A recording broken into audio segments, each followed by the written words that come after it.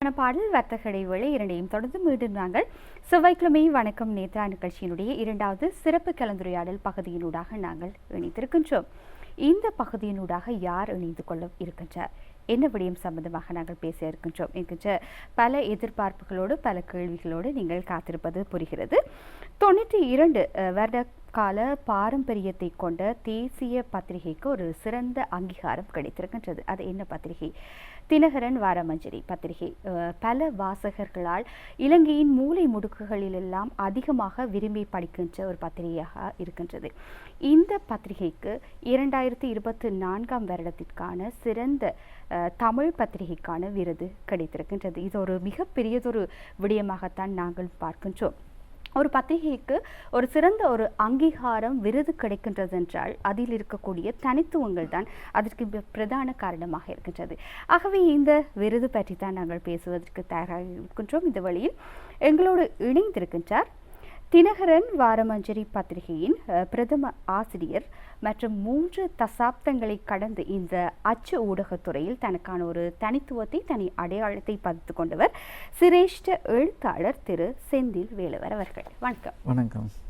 உங்களை சந்திப்பது பெருமையாக இருக்கின்றது. காரணம், ஊடகத்துறை என்பது எங்களுடைய வாழ்க்கையில் தவிர்க்க முடியாத ஒரு துறையாக இருக்கின்றது. அது அச்சு ஊடகமாக இருந்தாலும் சரி, எந்த ஒரு ஊடகமாக இருந்தாலும் சரி. நாங்கள் பார்க்கின்றோம் 2024 வருடத்திற்கான சிறந்த தமிழ் பத்திரிகைக்கான விருதும் ஒரு அங்கீகாரமும் தினகரன் பத்திரிகைக்கு கிடைத்திருக்கின்றது. அண்மையில் பீப்பிள்ஸ் பினகல் ஸ்ரீலங்கா 2024 விருது வழங்கல் விழாவின் பொழுதுதான் இந்த விருது கிடைத்திருக்கின்றது. இந்த விருது பற்றி ஆரம்பத்தில் பகிர்ந்து கொள்ளுங்கள். உண்மையிலேயே இந்த விருதானது எமது பத்திரிகைக்கு கிடைத்தது ஒரு பெரிய வரப்பிரசாதம் அல்லது ஒரு அங்கீகாரம் என்றுதான் கூற வேண்டும். ஏனென்று சொன்னால் உண்மையில் இந்த விருதானது நாங்கள் கேட்டு வாங்கப்பட்ட ஒரு விருது அல்ல. இது மக்கள் கருத்து கணிப்பிலே வாசகர்களிடையே அந்த நிறுவனம் எங்களுக்கு தெரியாமலே இலங்கையில் உள்ள தேசிய பத்திரிகைகளில் மத்தியிலே நடத்தப்பட்ட ஒரு கருத்து கணிப்பிலே இந்த தினகரனை வாசகர்கள் தேர்ந்தெடுத்திருக்கின்றார்கள். அதற்காக உண்மையில் அந்த நிறுவனத்தை நாங்கள் பாராட்ட வேண்டும். அந்த அமைப்பினை அவர்கள் நேர்மையாக செயற்பட்டு மூலை முடுக்குகள் எல்லாம் நீங்கள் குறிப்பிட்டது போல் சகல பகுதிகளிலுமே வடக்கு கிழக்கு மலையகம் கொழும்பு ஈவன் தென்பகுதியில் கூட அவர்கள் இந்த கருத்து கணிப்பை நடத்தி அந்த அங்கீகாரத்தை எங்களுக்கு வழங்கி இருக்கின்றார்கள். 92 வருட காலமாக இயங்கி வருகின்ற இந்த பத்திரிகைக்கு கிடைத்த மிகப்பெரிய அங்கீகாரம் என்று தான் கூற வேண்டும். ஏனென்றால் அவர்கள் கடந்த 4 வருடங்களாக இந்த அமைப்பு மூலமாக இது போன்ற கருத்து கணிப்புகளை நடத்தி விருதுகளை வழங்கி இருக்கின்றார்கள். அதில் முதல் தடவையாக தினகரன் பத்திரிகைக்கு இந்த விருதினை வழங்கி இருக்கின்றார்கள். ஆகவே நாங்கள் உண்மையிலேயே பெருமைப்பட வேண்டிய ஒரு விடயம்தான். நிச்சயமாக பீப்பிள்ஸ் பினகல் ஸ்ரீலங்கா 2024 விருது வழங்கல் விழாவின் பொழுதுதான் இந்த சிறந்த ஒரு அங்கீகாரம் தினகரன் வாரமஞ்சரி இந்த பத்திரிகைக்கு கிடைத்திருக்கின்றது. இப்பொழுது இந்த பத்திரிகை அதிசிறந்த ஒரு தமிழ் பத்திரிகையாக தெரிவு செய்யப்பட்டிருக்கின்றது என்றால் அந்த பத்திரிகையில் இருக்கக்கூடிய உள்ளடக்கங்கள் தான் காரணமாக இருக்கும். அதையும் தாண்டி வாசகர்கள் அதிகமாக எப்பொழுது இந்த பத்திரிகை வரும், எப்பொழுது எங்களுடைய கைகளுக்கு கிடைக்கும், அதில் என்னென்ன செய்திகள் என்னென்ன பல்சுவை அம்சங்களை தாங்கி வருகின்றது என்கின்ற ஒரு எதிர்பார்ப்போடு காத்திருந்து அந்த பத்திரிகையை வாசிக்கின்றார்கள் என்றால் அதனுடைய தனித்துவம் தான் காரணம். நீங்கள் 3 தசாப்தங்களை கடந்து இந்த பத்திரிகையில் பிரதம ஆசிரியராக கடமையாற்றி கொண்டிருக்கிறீர்கள் இல்லையா? உங்களுடைய இந்த அனுபவம் இந்த ஊடகத்துறையில், அதே போன்று இந்த பத்திரிகையில் இருக்கக்கூடிய தனித்துவங்கள் பற்றி கூறுங்கள். உண்மையிலே 92 வருட கால இந்த பத்திரிகையில் நீங்கள் குறிப்பிட்டது போல் 32 வருடங்களாக நான் அங்கே பணியாற்றி வருகின்றேன். ஆரம்பத்திலே உதவி ஆசிரியராக இணைந்து பிரதம ஆசிரியராக கடந்த 15 வருடங்களாக அந்த பத்திரிகையிலே செயற்பட்டு வருகின்றேன். முன்னாள் ஆசிரியர் கலாசூரி ஆர் சிவகுருநான் அவர்களது காலத்திலே மிக பிரபலியமாக பேசப்பட்ட அந்த பத்திரிகையை நான் இணைந்து அவரது காலத்தில் இணைந்து கொண்டு பின்னர் அவர் இருந்த அந்த ஆசனத்தில் இருந்து இன்று பணியாற்றக்கூடிய ஒரு பாக்கியம் கிடைத்திருக்கின்றது. நீங்கள் குறிப்பிட்டது போல் இந்த பத்திரிகை இந்த அளவிற்கு பிரபலம் அடைய காரணமாக இருந்தது மாறி வரும் நிர்வாகங்கள். இது தினகரனை பொறுத்தவரையிலே அரசாங்க பத்திரிகை என்று பொதுவான ஒரு கணிப்பு இருக்கின்றது. அது அரசாங்க செய்திகளை தாங்கி வந்தாலும் கூட வாசகர்களுக்கு தேவையான விடயங்களை நாங்கள் வழங்குவதிலே அன்றிலிருந்து இன்று வரை முறையாக செயற்பட்டு வந்திருக்கின்றோம். குறிப்பாக தினகரன் தினசரி பத்திரிகையானது செய்திகளை தாங்கி வருகின்றது. அந்த செய்திகளை தாங்கி வருகின்ற அதே வேளை சமய ஆன்மீக விடயங்களுக்கும் கலை கலாச்சார விடயங்களுக்கும் மற்றும் இளம் எழுத்தாளர்களுக்கு கவிஞர்களுக்கு உரிய களம் அமைத்து கொடுத்து வந்துள்ளோம். அது மிகவும் மக்கள் மத்தியிலே வாசகர்கள் மத்தியிலே ஒரு எங்களது பத்திரிகை கொண்டு செல்ல ஒரு பிரதான காரணமாக இருந்தது. குறிப்பாக தினகரன் வாரமஞ்சரியை பொறுத்தவரையிலே உங்களுக்கு தெரியும், வாராந்த பத்திரிகையிலே பல அம்சங்கள் இருக்கின்றன. அது செய்திகளுக்கு முக்கியத்துவம் இல்லாவிட்டாலும் கட்டுரைகள், நான் சொன்னது போல கவிதை, சினிமா மற்றும் இந்த பல்சுவை அம்சங்கள் சார்ந்த விடயங்கள், வெளிநாட்டு விஷயங்கள் எல்லாம் இருக்கின்றபடியால் அதுவும் ஒரு வாரம் வைத்து வாசிக்கக்கூடிய அளவிற்கு, அதாவது இந்த ஞாயிற்றுக்கிழமை பத்திரிகையை அடுத்த ஞாயிற்றுக்கிழமை வரை வைத்து வாசிக்கும் அளவிற்கு அந்த பத்திரிகையை நாங்கள் நடத்தி கொண்டிருக்கின்றோம். அதன் காரணமாகத்தான் இந்த கருத்து கணிப்பிலே வாசகர்கள், நான் பின்னர் தான் அறிந்து கொண்டேன், இந்த நிறுவனம் அமைப்பானது பெரிய ஒரு பாரிய ஒரு படிவம் அமைத்து என்ன காரணத்திற்காக விரும்புகிறீர்கள், என்ன உங்களை கவர்ந்த விடயம் என்ன என்பனவற்றை அறிந்துதான் அவர்கள் இந்த விருதினை கொடுத்திருக்கின்றார்கள். அத்துடன் இந்த நாட்டிலே மூலை முடுக்குகளுக்கு சில பத்திரிகைகள் செல்லாத இடங்களுக்கும் கூட, தமிழ் பத்திரிகைகள் செல்லாத இடங்களுக்கும் கூட எங்களது பத்திரிகை செல்கின்றது. அதற்கு காரணம் லேக் ஹவுஸ் நிறுவனம் தினமின,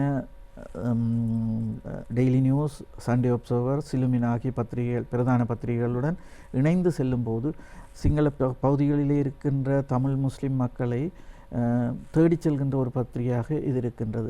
அந்த பகுதி மக்களுக்கும் இந்த பத்திரிகை செல்லக்கூடிய வசதி இருக்கின்றது. ஏனென்றால் இலங்கையிலேயே 3 மொழிகளிலும் பத்திரிகையை வெளியிடுகின்ற ஒரு பிரதான தாய் வீடாக, பத்திரிகைகளின் தாய் வீடு என்று சொல்வார்கள், அந்த அளவிற்கு பாரிய நிறுவனமாக லேக் ஹவுஸ் நிறுவனம் இயங்குகின்றது.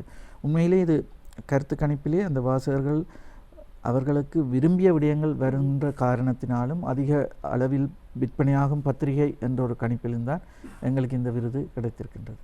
நிச்சயமாக இத்தகையதொரு வெற்றிக்கு கடந்த பிரதம ஆசிரியர்களும் அதே போன்று நீங்களும் காரணகர்த்தாக்களாக இருக்கிறீர்கள். இப்பொழுது வாசிப்பு என்பது ஒரு மனிதனை பூரணப்படுத்தும் என்று சொல்வார்கள். ஆனால் இப்பொழுது பார்க்கின்ற பொழுது காலம் மாற மாற இந்த வாசிப்பு என்பது அருகி வருகின்ற ஒரு விடயமாகத்தான் இருக்கின்றது. சாதாரணமாக புத்தகத்தினூடாக நாங்கள் படிக்கின்றோம், இல்லாவிட்டால் இணைய வழியூடாக நாங்கள் ஏதோ ஒரு விடயத்தை கற்றுக்கொள்கின்றோம், வாசிக்கின்றோம். இருந்தாலும் ஒரு புத்தகத்தினூடாக நாங்கள் வாசிப்பது, பத்திரிகை வாசிப்பு என்பது மிக மிக குறைந்து வருகின்றது இப்பொழுது இருக்கக்கூடிய சமூகத்தில் என்று தான் நாங்கள் சொல்ல வேண்டும். அவ்வாறு இருக்கின்ற பட்சத்தில் உங்களுக்கு இந்த அச்சு ஊடகத்துறையில் எவ்வாறு ஒரு ஆர்வம் ஏற்பட்டது? நீங்கள் ஆரம்ப காலகட்டங்களில் யாழ்ப்பாணத்தில் இந்து கல்லூரி கல்வி கற்ற ஒரு மாணவர் நீங்கள். அவ்வாறு இருக்கின்ற பொழுது யாழ்ப்பாணத்திலிருந்து கொழும்புக்கு வருவதென்பது சடதியாக எடுக்கப்பட்ட ஒரு முடிவாக இருக்காது. அது உண்மையிலேயே அது உங்களுக்கு இருக்கக்கூடிய இந்த ஊடகத்துறையில் இருக்கக்கூடிய ஒரு காதல், ஒரு ஈர்ப்பின் காரணமாகத்தான் நீங்கள் இந்த அச்சு ஊடகத்துறைக்குள் வந்திருக்கிறீர்கள். இந்த ஊடக பயணம் பற்றி கூறுங்கள். உண்மையிலேயே இது ஒரு பை ஆக்சிடெண்டாக வந்த ஒரு இது தொழில் அல்ல.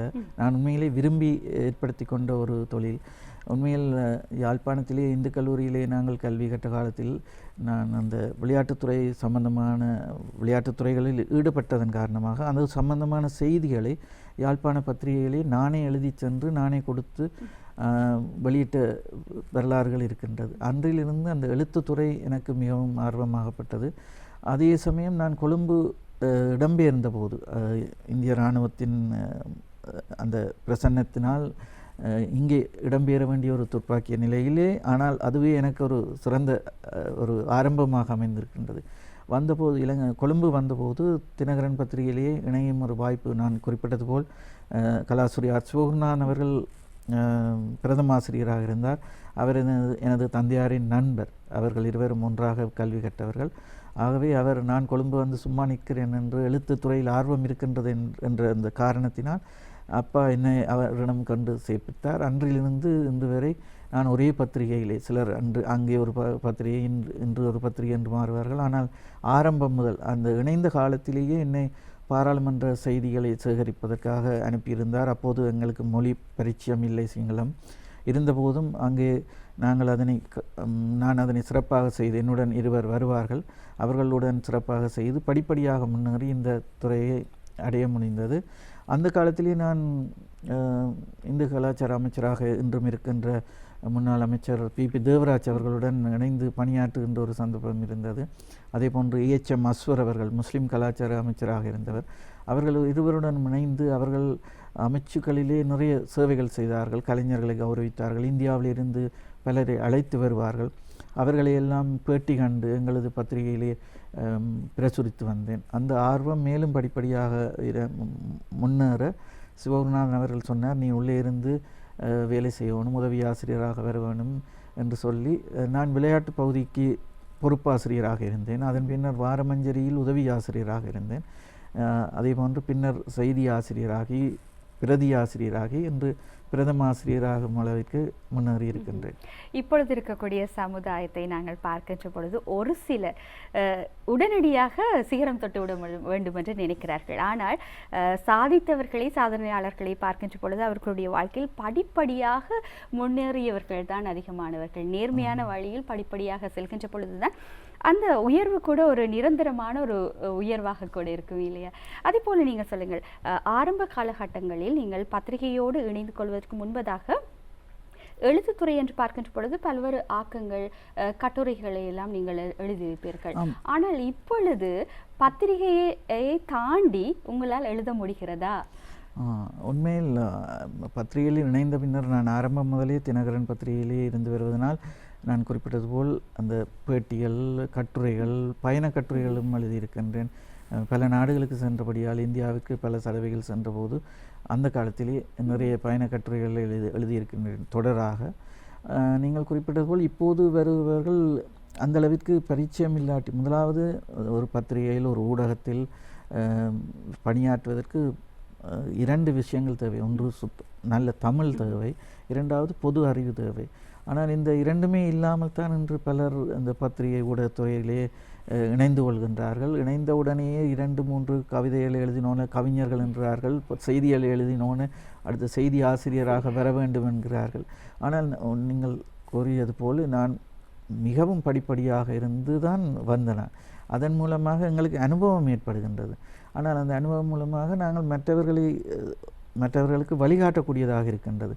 ஆனால் இப்போது வருபவர்கள் அந்த நிலையில் இல்லை. 2-3 விடயங்களை அவர்களது ஃபேஸ்புக் முகநூல்களில் அல்லது ஏதாவது ஒரு இணையதளத்திலே எழுதி போட்டு அவர்கள் தாங்கள் பத்திரிகைக்கு வரலாமா என்று இப்போதும் கூட நாங்கள் எங்களது பத்திரிகையிலே சில வேக்கன்சிகளுக்கு கால் பண்ணியிருக்கின்றோம், உதவி ஆசிரியர் நிருபர்களுக்கு. அதிலே வருகின்ற அப்ளிகேஷன்கள், விண்ணப்பங்களை பார்க்கும் போதே இவர்களை தெரிவு செய்வதிலேயே சங்கடமாக இருக்கின்றது. அவர்கள் ஒரு நிறுவனத்துக்கு இவ்வளவு எப்படி தங்களது அனுபவம் இருக்க வேண்டும், எப்படி அதனை விண்ணப்பத்தை சமர்ப்பிக்க வேண்டும் என்ற அந்த அடிப்படை அறிவே இல்லாமல் அந்த பதவிகளுக்கு விண்ணப்பிக்கிறார்கள். ஆகவே இது படிப்படியாக இருந்து வளர்ச்சி பெற வேண்டுமே தவிர உடனடியாக நான் உயர் மட்டத்துக்கு வர வேண்டும் என்று நினைப்பதே தவறு. உண்மையில் இப்போது கல்வி கற்பதற்கு பத்திரிகைத்துறை, ஊடகத்துறை சம்பந்தமான கற்பதற்கு பல பாடநெறிகள் இருக்கின்றன. கொழும்பு பல்கலைக்கழகத்திலே டிப்ளமா இன் ஜேர்னலிசம் இருக்கின்றது. எங்களது லேக் ஹவுஸ் நிறுவனத்திலே 2 மொழிகளில் சிங்களமும் தமிழும் மீடியா அகாடமி என்று ஒரு பெறுமதியான சான்றிதழ் வழங்கக்கூடிய ஒரு மீடியா அகாடமி இருக்கின்றது. அங்கே 3 மாதங்கள் பயிற்சிகள் வழங்கப்படுகின்றன. அவ்வாறு வழங்கப்பட்ட பயிற்சியாளர்களை நாங்கள் இணைத்து கொண்டிருக்கின்றோம். அவர்கள் யாழ்ப்பாணம் சென்று யாழ்ப்பாண பத்திரிகைகளையும் பணியாற்றுகிறார்கள். அந்தளவுக்கு கொஞ்சமாவது அந்த பயிற்சிகளை பெற்றார்கள் என்றால் அவர்கள் முன்னேறக்கூடிய வசதி, அதாவது முன்னேற்றத்தை சரியான முறையிலே காணலாம். நிச்சயமாக நாங்களும் ஒரு பத்திரிகை துறைக்குள் வர வேண்டும், இல்லாவிட்டால் ஒரு எழுத்தாளர்களாக மாற வேண்டும் என்கின்ற ஆசையோடு கனவுகளோடு இருக்கின்ற பட்சத்தில் எங்களுக்கும் அது சார்ந்த ஒரு அறிவு, பயிற்சி நிச்சயமாக தேவையானதாக இருக்கும். ஆரம்ப காலகட்டங்களிலெல்லாம் பணிபுரிந்த சிரேஷ்ட ஊடகவியலாளர்களாக இருக்கலாம், பத்திரிகை ஆசிரியர்களாக இருக்கலாம், இவர்களையெல்லாம் இப்பொழுது கூட நாங்கள் பார்த்தால் அவர்கள் அருகில் கூட நாங்கள் நிற்க முடியாது. அன்றைய கட்டத்தில் இந்த இணையதளங்கள் எல்லாம் விருத்தி அடையாத, தொழில்நுட்ப வளர்ச்சியற்ற மிகவும் குறைவான காலப்பகுதிகளில் எல்லாம் அவர்கள் தரமான செய்திகளை எல்லாம் வழங்கியிருந்தார்கள். அவர்களுடைய ஆக்கங்கள், எழுத்துக்களை பார்க்கின்ற பொழுதெல்லாம் மிகவும் தனித்துவம் இருக்கும், தேடல்கள் இருக்கும். ஆனால் இப்பொழுதெல்லாம் நாங்களும் கூட ஒரு நிகழ்ச்சியை செய்வதாக இருந்தால் ஏதாவது உடனடியாக ஒரு தேடல் செய்ய வேண்டுமாக இருந்தால் இலகுவான வழிமுறைகள் எல்லாமே எங்களுக்கு இருக்கின்றன. ஆனால் அப்பொழுது இருந்த சிரேஷ்ட ஊடகவியலாளர்கள், கலைஞர்கள், பத்திரிகை ஆசிரியர்கள் இவர்களுக்கெல்லாம் இப்படியான வசதி வாய்ப்புகள் என்பது மிக மிக குறைவாக இருந்த காலப்பகுதி. உங்களை பொறுத்தவரையில் 3 தசாப்த காலம் என்று சொல்கின்ற பொழுது அது மிக சாதாரணமான ஒரு விடயம் அல்ல, பாரியதொரு காலப்பகுதி. ஆகவே நீங்கள் கடந்து வந்த பாதையில் என்ன வகையான விடயங்களை எல்லாம் நீங்கள் கற்றிருக்கிறீர்கள்? இப்பொழுது வருகின்ற எதிர்கால சந்ததியினர், சமுதாயத்தினருக்கு நீங்கள் என்ன விஷயங்களை கற்றுக் கொடுப்பதற்கு தயாராக இருக்கிறீர்கள்? அது மாத்திரமல்ல, ஒரு சிறந்த பத்திரிகையாளராக, பத்திரிகை ஆசிரியராக வர வேண்டுமாக இருந்தால் அவர்கள் என்னென்ன விடயங்களில் தகுதிகளை அவர்கள் வளர்த்து கொள்ள வேண்டும்? உண்மையில் முதலாவது அந்த பத்திரிகை ஊடகத்துறையிலே வருவதாக இருந்தால் அவர்களுக்கு நான் குறிப்பிட்டது போல் தமிழை அவர்கள் கற்றுக்கொள்ளலாம். ஆனால் பொது அறிவையும் வளர்த்து கொள்ள வேண்டும் என்று நான் இணையும் போது, பத்திரிகையில் இணைகின்ற காலத்திலே 89 90ஆம் ஆண்டுகளிலே ஒரு 2 தொலைபேசிகள் தான் இருக்கும். அங்கே இருக்கின்ற 30 பேருக்கும் 2 தொலைபேசிகள், ஒன்று பிரதம ஆசிரியருக்கு தனியாக இருக்கும், மற்றது ஒன்றில் தான் நாங்கள் செய்திகளை சேகரிக்கணும், போட்டி போட்டு அதை எனக்கு தான் என்று சொல்லி கேட்டு அந்தளவிற்கு இருந்தது. ஆனால் அன்று விற்பனையும் அதிகமாக இருந்தது, பத்திரிகையின் தரமும் சிறப்பாக இருந்தது. தமிழ் இதுகள் ஏனென்றால் அன்று இருந்தவர்கள் எல்லாருமே தகுதி வாய்ந்தவர்களாக இருந்தார்கள்.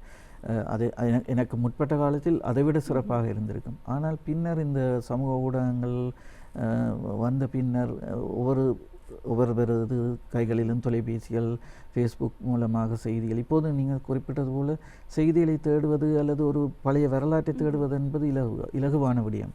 முன்னொரு காலத்திலே நாங்கள் ஒரு வெளிநாட்டு செய்தியை தேட வேண்டுமென்றால் அந்த வெளிநாட்டு செய்தி சேவையிலே இருந்து வருகின்ற ஆங்கில மொழியிலே வருகின்ற விடயங்களை மொழிபெயர்த்து மிகவும் சிரமப்பட்டு தான் செய்திகளை வெளியிட வேண்டும். இப்போது அப்படி அல்ல.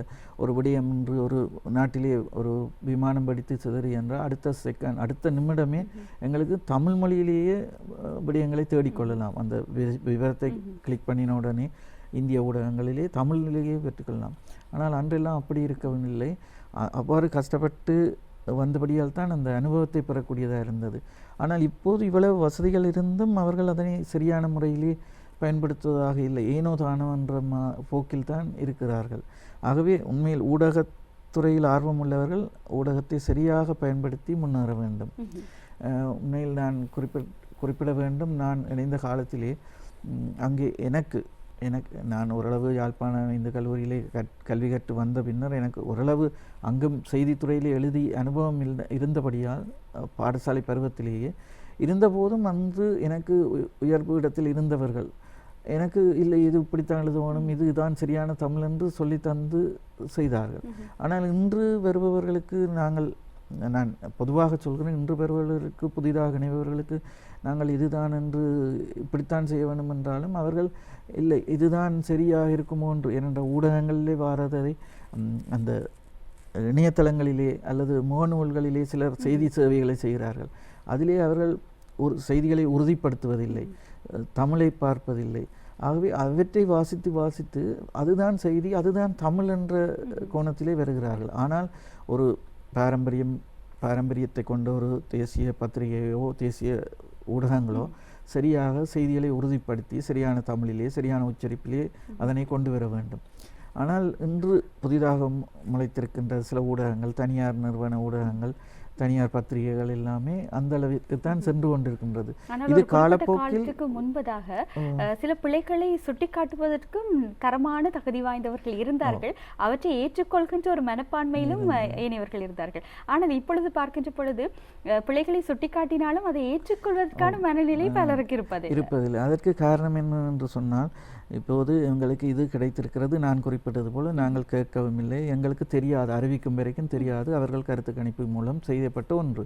ஆனால் இன்று பல விருது விழாக்கள் நடக்கின்றது.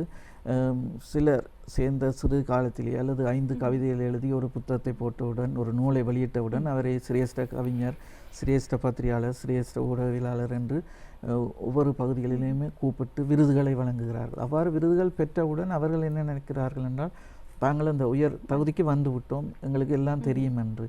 ஆனால் அந்த நிலையை மாற்றி அமைக்க வேண்டும். இந்த விருது வழங்குபவர்கள் இதுபோல சிறப்பாக ஆராய்ந்து கருத்து கணிப்பு மூலமாக விருதுகளை வழங்க வேண்டும்.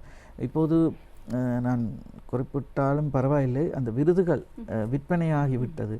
ஆகவே விருதுகள் கொடுக்கிறோம் வாருங்கள் என்று சொன்னவுடன் அதுக்கு விண்ணப்பிப்பவர்கள் மிகுந்த செலவு இருக்கின்றதா, நாங்கள் தருகிறோம் என்று கேட்டு விருதுகை வாங்குபவர்களும் இருக்கிறார்கள். அதே போன்று சில உண்மையான நிறுவனங்கள் விருதுகளை வழங்குகின்ற போது கூட அவர்களுக்கு ஒரு முகமன் பார்த்து இவர்களுக்கு கொடுப்போம் என்று கொடுக்கின்ற ஒரு தன்மையும் காணப்படுகின்றது. அது முதலாவது மாற்றி அமைக்கப்பட வேண்டும். தகுதி வாய்ந்த ஒரு நிறுவனம் ஒரு விருதினை வழங்கும் போது சரியான முறையிலே அதை ஆராய்ந்து கொடுக்க வேண்டும். அத்துடன் நான் இன்னும் ஒன்றை கொடுக்க வேண்டும். நான் 32 வருட கால இந்த பத்திரிகை துறையிலே பல்வேறு அனுபவங்களை பெற்றிருக்கின்றோம், பல்வேறு நன்மைகளையும் பெற்றிருக்கின்றோம். உங்களுக்கு தெரியும், யுத்த காலத்திலே இருந்து நான் இந்த பணியாற்றி வருகின்றேன். யுத்தம் காரணமாகத்தான் நான் யாழ்ப்பாணத்திலே இருந்து இடம்பெயர்ந்து இங்கே வந்து இந்த துறையிலே என்று கால் பதிக்கக்கூடியதாக இருந்தது. அதுவும் ஒரு அரசாங்க பத்திரிகையிலே. அந்த அரசாங்க பத்திரிகையில் நான் வேலை செய்த போதும் கூட யுத்த காலத்திலே உங்களுக்கு தெரியும் பேச்சுவார்த்தை நடத்திய காலத்திலே இருந்து அவற்றை நான் செய்திகளாக அந்த நேரம் நான் ஒரு செய்தியை சேகரித்து கொண்டேன். பிரேமதாஸ் அவர்கள் கொல்லப்பட்ட பின்னர் எனக்கு அந்த அனுபவத்தை கூற வேண்டும் என்னவென்றால், அவருடன் இணைந்து பணியாற்றியவன் என்ற வகையிலே எனக்கும் சம்பந்தம் இருக்கு என்று என்னையும் 4ஆம் மாடிக்கு அழைத்து சென்று விசாரணைக்கு உட்படுத்தினவர்கள். பின்னர் ஒன்றுமில்லை என்று நான் வந்து அதே பத்திரிகையிலே அதே நிறுவனத்திலே பணியாற்றி வருகின்றேன். அதே போன்று பல்வேறு அனுபவங்கள் இருக்கின்றது. சவால்களை கடந்து வெற்றி பெறுவது என்பதுதான் மிக அதே போன்று நன்மையான விடயங்களும். ரணில் விக்ரமசிங்க பிரதமராக இருந்தபோது விடுதலை புலிகளிடம் பேச்சுவார்த்தை நடத்திய போது 6 சுற்று பேச்சுவார்த்தைகளிலே 4 சுற்று பேச்சுவார்த்தைகளை அவர்களுடன் சென்று அதை செய்தியாக சேகரிக்கக்கூடிய ஒரு பாக்கியமும் எனக்கு கிடைத்தது. அதே போன்று இன்று இருக்கின்ற தமிழ் ஆசிரியர்கள், பிரதம ஆசிரியர்களுள் ஐக்கிய நாடுகள் சபையிலே அந்த அரசாங்கத்தின் சார்பிலே அரசாங்க குழுவிலே சென்ற ஒரு பத்திரிகையாளனாக, தமிழ் பத்திரிகையாளர், சிங்கள இங்கிலீஷ் மீடியத்துக்கு போயிருக்கிறார்கள். தமிழ் ஊடகத்திலே இருந்து ரணில் விக்ரமசிங்க அவர்களுடன் ஐக்கிய நாடுகள் சபையிலே அவர் உரையாற்ற சென்ற ஒரே ஒரு தமிழ் பிரதம ஆசிரியராக நான் 2002ஆம் ஆண்டு இருந்திருக்கின்றேன். நிச்சயமாக பல இடரான பல இக்கட்டான சூழ்நிலைகளிலும் மனம் தளராது இன்று வரை 3 தசாப்தங்களை கடந்து நீங்கள் இந்த அச்சு ஊடகத்துறையில் உச்சம் தொட்டிருக்கிறீர்கள் என்றால் அதன் பின்னணியில் உங்களுடைய அயராத உழைப்பு, நேர்மை, அதை போன்று அதையும் தாண்டி உங்களுடைய குடும்பம், அதுதான் மிக மிக முக்கியமான. அவர்களுடைய ஒத்துழைப்பு இல்லாவிட்டால் எதையுமே வாழ்க்கையில் சாதித்து விட முடியாதாகவே எல்லாமே உங்களுக்கு சரிவர அமைந்திருக்கிறது என்று தான் சொல்ல வேண்டும். ஆகவே உங்களுடைய இந்த அச்சு ஊடகத்துறையில், உங்களுடைய எழுத்துத்துறையில் உங்களுடைய பயணம் இன்னும் சிறப்பான முறையில் தொடர வேண்டும் என்று நாங்கள் நேத்ரா அலைவரிசையின் சார்பாக வாழ்த்துக்களையும் இந்த தருணத்தை எங்களுக்காக, எங்களுடைய ரசிகர்களுக்காக ஒதுக்கி உங்களுடைய அனுபவங்களை பகிர்ந்து கொடுமைக்காகவும் இந்த விருதினை பெற்றமைக்காகவும் இந்த தருணத்தில் வாழ்த்துக்களையும் நன்றிகளையும் தெரிவித்துக் கொள்கின்றோம். மிக்க நன்றி. நன்றி. நன்றி. சிறசர்களே, இதோடு நாங்கள் இன்றைய செவ்வாய்க்கிழமை வணக்கம் நேத்ரா நிகழ்ச்சியை நாங்கள் நிறைவு செய்து கொள்ள இருக்கின்றோம். இன்றைய தினம் இடம்பெற்ற அம்சங்கள் உங்களுக்கு பயன் தரக்கூடிய அம்சங்களாக அமைந்திருக்கும் என்கின்ற நம்பிக்கையில் இன்றைய நிகழ்ச்சியில் பணியாற்றிய தொழில்நுட்ப உத்தியோகர்கள், கேமரா உத்தியோகர்கள், இன்றைய நிகழ்ச்சியின் தயாரிப்பாளர் கோணீஸ்வரன் அவர்களுக்கும் நன்றிகளை கூறி உங்களிடமிருந்து விடைபெற்று செல்லும் நான் பிரணீதா கோணீஸ்வரன். இன்னும் ஒரு நிகழ்ச்சியில் சந்திக்கும் வரை நன்றி, வணக்கம்.